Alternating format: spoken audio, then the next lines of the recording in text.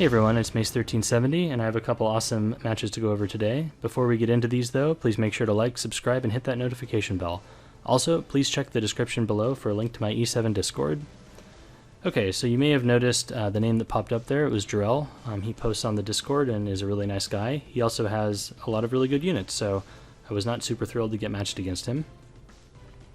I decided to pre-ban Lilius here because I know that his Lilius is really fast. He actually pre-bans my ML Luluka, so I think he's seen her. Feels like cheating. So I go ahead and take Falcon or Clury. My thought here is that if I'm able to get Clury and Rylet, that's a really strong combo. And if I take Clury, that might disincentivize him to take Remnant Violet. The Clury Rylet combo is just so powerful.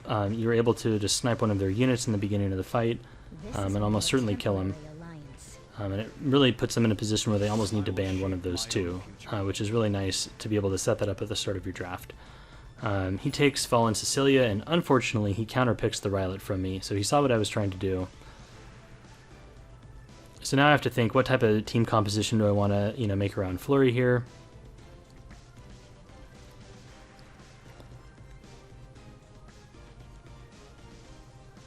And I think, well, ML Lulu is banned, so I can take Arbiter Vildred and then ML Haste. And that means that my Arbiter Vildred will not have a strong, counter option for Jarrell to take. So that'll turn Arby into a pretty big threat. So that was my thought process there. I see a lot of people take ML Haste with Arbiter Vildred, and it can be good. I can't say I think my units are particularly set up well to do this strategy. I mean, like, it can work, but I feel like sometimes it comes down to just getting lucky basket procs. So then Jarrell takes Basar, which is really crushing because I wanted to take Basar next. I think Basar would have been a really strong pick for me. It would have, pushed back the enemy team. It would have removed all those silly Fallen Cecilia shields. It would have been a very strong unit for my draft. But he read my mind and he took it first. He also took Adventure Raz, so he's pretty tanky here. He's probably going to have an Adamant Shield and an Aureus. And so I'm honestly not sure who to take. I debate taking Holiday Euphine, because Holiday Euphine could counter the Basar. But I kind of didn't like that option for two reasons. One, Adventure Raz puts up immunity, so that's going to really remove the ability of my Holiday Euphine to do damage, probably to the Remnant Violet, who is the main one I want to kill. And then another reason is that if I take Holiday Euphine, that opens me up to getting hit by Seaside Bellona. Holiday Euphine feeds Seaside Bellona's stacks and just doesn't do enough damage to overcome her, and seems like that would have just put me in a bad position. So I take Ambitious Tywin here with the thought that that'll prevent Basar's, debuffs a little bit. But I'm not really forming a buff team, so I think this was actually a mistake on my part. He takes Vivian to counter the Ambitious Tywin, which was a really good pick. And here's the problem. I can ban the Remnant Violet, but he's probably going to ban the Clury, and that means he's going to get first turn, which is dangerous. Because I've set up kind of a aggressive comp that wants first turn, so I think I should have taken a speedy unit instead of Ambitious Tywin. Maybe like a Broman or something like that. I think would have been really strong. Because then he couldn't ban the Clury and the Broman, and I would have gotten first turn for sure, I think. Because I don't think his Basar or his Vivian can outspeed my Broman. Or my Clury. It also would have... actually, I think Broman would have just been awesome here. I should have just taken Broman, now that I think about it. Broman could have potentially... stunned, on top of everything else. Granted, he wouldn't have taken Vivian at that point. He probably would have taken something else, but either way. So he gets first turn. Luckily, the Idol's Cheer on my haste pops up my RB before Basar can go, so I'm at least able to get rid of the skill null there from FCC. But the fact that he was able to set all of those skill 3s up before my RB got to do damage means that I'm severely crippled here. He uses the Basar and pushes everybody back, and then Vivian just completely wipes me RB comes back, and I get a Lucky Basket proc, and I have the Soul Burns from Tenny's book to be able to Soul Burn, but he has Adamant Aureus and all of those Fallen CC shields and the Dingus Orb shield on Vivian, so it's just not enough to do anything. I decided to finish off the Vivian with my ML Haste. That's his main source of damage, and she's squishy, so I went for her. In retrospect, this might have been a bad decision. I think I maybe could have gone on the Ras. He had 8k hit points there. I probably wouldn't have killed, actually. But either way, I could have gone on the Ras, he would have been close to dead, and then if my RB had hit the Ras and the Vivian, then they would have both died. So that's a... I don't know. But Vivian probably would have lapped around, so... Either way, I'm not in a good spot. I go ahead and Soul Burn my Tywin here, thinking, maybe I can like just do some damage and lock down Basar for a turn at least. And I just want to be able to get around to my haste skill 3 so that I can potentially recover a bit. But his knights are just doing too much damage to me. This Fallen CC actually hits pretty hard.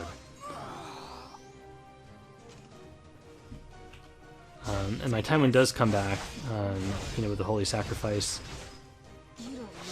But I don't think it's going to be enough since that shield's going to wear off soon, and he's at pretty low health otherwise, and I'm not able to heal him up with haste right now.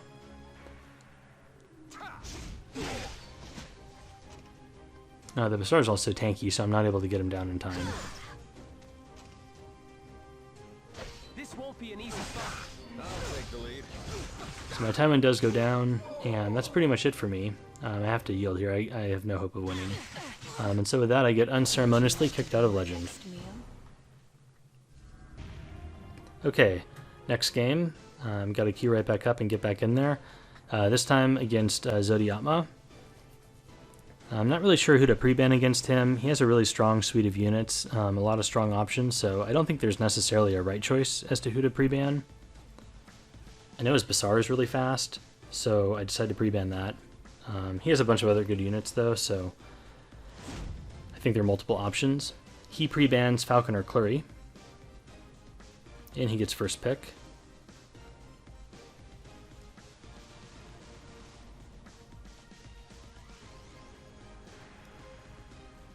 He flashes over Calric here for a second, and I was getting excited thinking like, oh, is this some huge big brain new play, but he switches over to the meta pick of Fallen CC. Very disappointing. I get 2 picks here, so I take Adventurer Ras. He's a very strong tank. He offers a lot of utility, and he's one of my Aureus holders. So I like taking one of those Aureus holders early, since I almost always want them, when I'm drafting into a bruiser team.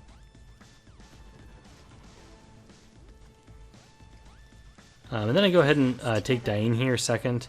I think she's a very strong pick with Ras because they really complement each other very well. Ras gives immunity, he gives defense buff, Diane gives anti-crit and attack buff.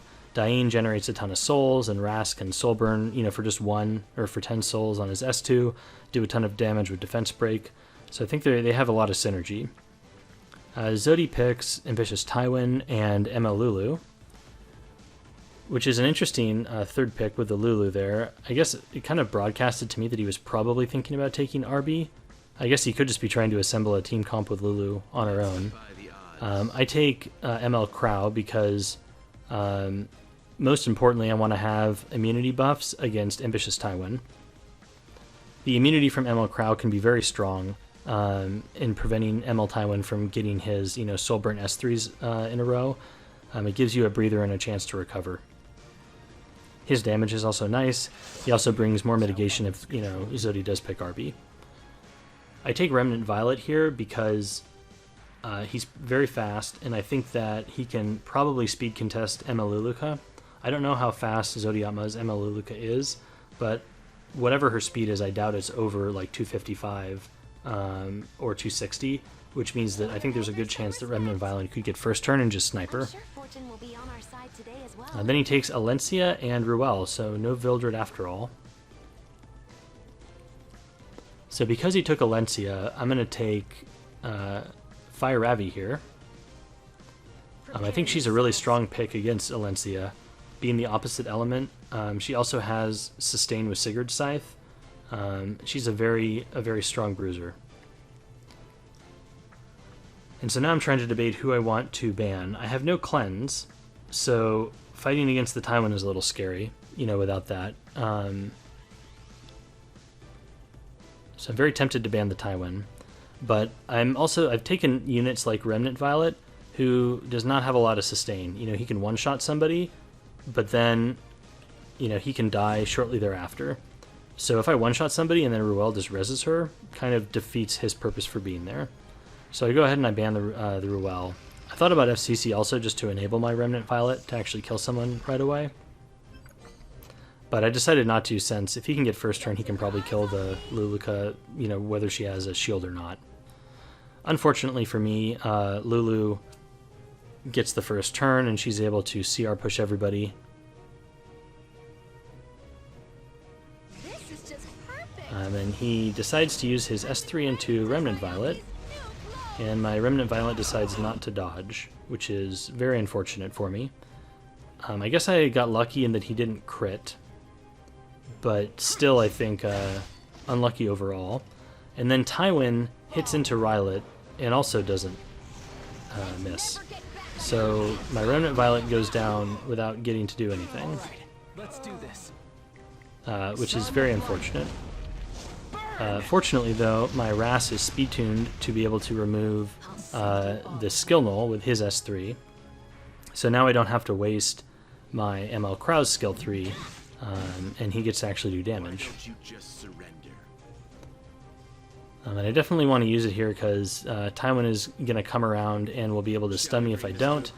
I just have to hope that Alencia is not able to strip my fire units. My ML Crow has effect resistance, so I doubt she'll be able to strip him. Unfortunately, he crits on my Ravi, which is the one unit I really did not want him to do, or to crit on. So he's able to strip the immunity off. My Ras gets the turn before Tywin does, so I use my skill 2 onto Tywin to put immunity back on to my Ravi. And honestly, I wanted to be able to save this for later, so that I could have extended, you know, the duration of immunity on Ravi. But because Alencia got lucky there with the strip, I had to use it now. And so now I just have to hope that I can kill this Tywin before he can get his skill 3 off and just, you know, wreck me. He goes into Ravi trying to kill her there, but my Ravi's pretty tanky. And it actually feeds her fighting spirit, so I'm able to get the skill 3 off. Which is a massive skill 3, and it stuns almost his entire team and pushes the Tywin back, so that was super huge for me. This opens up a window where I can kill the ML Lulu. I didn't want to hit Tywin there because I was afraid his passive could cleanse off the stuns, but I don't remember if he already used his passive yet or not. Then Alencia double crits into my Ravi, which was, I felt, super RNG, but luckily she has Sigurd's Scythe, so she's able to heal back up. You can see how powerful the sustain on Ravi is. So I guess I could have gone into the Tywin there, but again, I just wanted to make sure that his passive wouldn't proc. I couldn't remember. I suppose I could have checked the CR bar. I think you can tell there. Should we get started? But either way, we're able to strip it off now. So he goes into the ML Crow. And I get a lucky dual attack here, and I'm able to soul burn my skill 1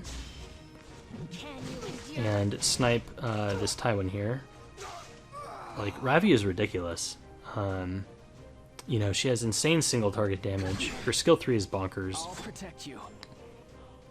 I'm really happy that I, you know, invested the Mulligore into her. So I can go ahead and show you her stats now. She's a pretty impressive unit. Okay, so here you can see Fire Ravi's stats. I only have about 2855 attack on her. I think you can skimp attack on her because of her passive, which gives her a stacking attack increase of 15% whenever she attacks or is attacked. And this is really important because, you know, bruisers, I feel like they need something to make them get a little bit more out of their stats than a normal unit. because they're so stat hungry. You know, whether that's HP scaling for bruisers like Alencia or passives like this for Ravi, I think that type of scaling is super important for them. So 2800 attack is about as low as I would go, but you can still do really good damage, you know, with a low attack like this. So her health and defense I focused on quite a bit. I wanted her tanky, 16,500 life and almost 1600 defense. I have her on speed set and pretty speedy, almost 200 speed. I think you could slow her down. I've seen other people build her as slow as like 170 or so, you know, still with good effect. So you could trade some speed for damage if you wanted. Some people also put her on counter set rather than speed set. I think that can also be viable on Ravi. Crit chance you obviously want 100%. I only have 99, so it's almost there. And then crit damage, 250 is about as low as I would go. So I'm happy with 259.